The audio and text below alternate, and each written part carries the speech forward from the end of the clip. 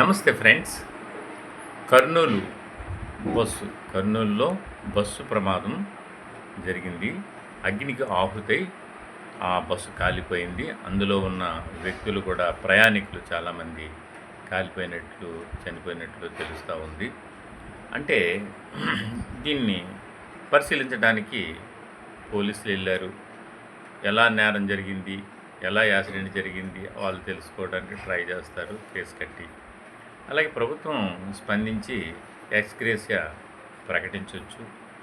లేదు అంటే సానుభూతి చూపించటము, ఇన్సూరెన్స్ క్లెయిమ్ చేసుకోమని చెప్పటము ఇలాంటివి జరుగుతూ ఉన్నాయి. కానీ బస్సులకి ఫైర్ అయిన వెంటనే వాటి యొక్క విండోస్ సడన్గా తెరుచుకొని కంప్లీట్లీ ఓపెన్ వింగ్స్ అన్నీ కూడా బయటికి ఎజెక్ట్ అవ్వాలి.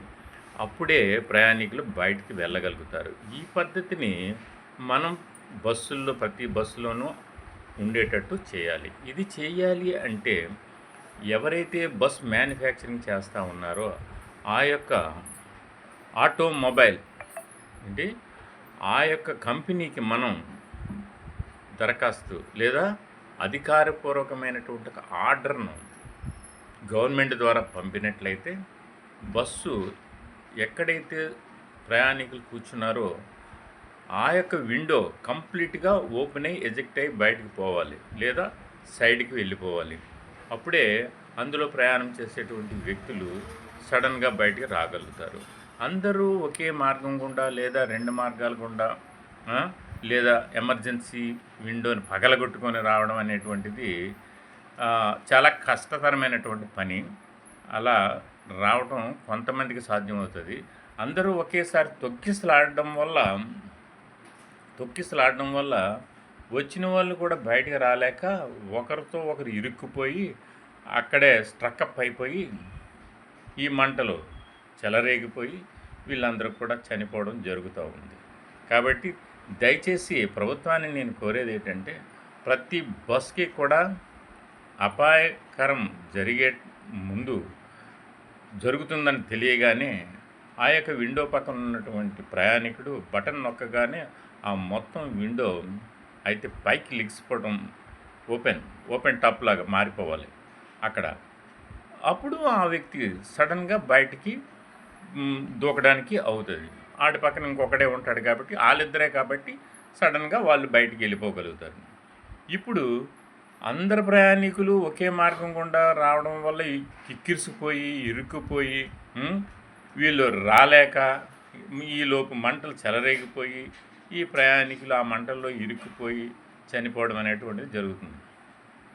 కేసు కట్టి దర్యాప్తు చేస్తున్నామా, ఎలా జరిగింది ఏమిటి అని తెలుసుకొని ఏం ప్రయోజనం? కేసు కట్టండి, దర్యాప్తు చేయండి, కానీ ప్రయోజనం అయితే ఏమీ లేదు. ఆ డ్రైవర్ మీదో లేదంటే ఆ యాజమాన్యం మీద మీరు కేసు పెడతారు, ఆడికి ఏదో శిక్ష పడుతుంది. ఈ పోయిన ప్రాణాలు తిరిగి వస్తాయా? రావు.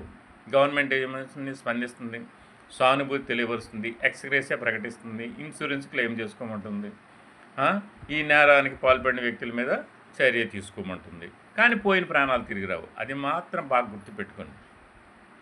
ప్రాణాలు పోకున్నా మనం కాపాడగలిగినప్పుడే మనం సమర్థులము. ఏమిటి?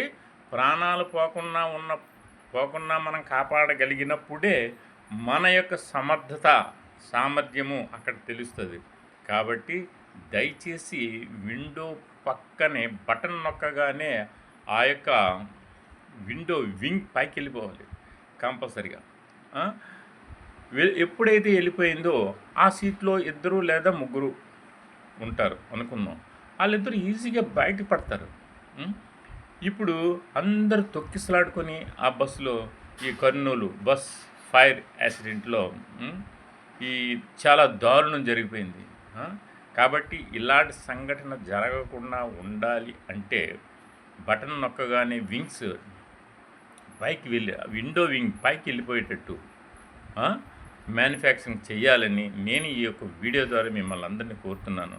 నేను ప్రజాక్షేమాన్ని కోరే వ్యక్తిని కాబట్టి ఈ వీడియోని యూట్యూబ్లో పెడుతున్నాను. దయచేసి యాజమాన్యము, ప్రభుత్వము, ఇటు పోలీసు వారు, సంఘము సమాజము స్పందించి ఈ యొక్క పద్ధతిని ఏ, పెడితే బాగుంటుందని నేను తెలియజేస్తా ఉన్నాను. అంతేకాదు ఆటోమేటిక్ బ్రేక్ సిస్టమ్, ఏదో ఒక వాహనం అంటే బైకోడ్ వచ్చి ఈ యొక్క బస్సును గుద్దటం వల్ల ఫైర్ అయిందని అంటున్నారు.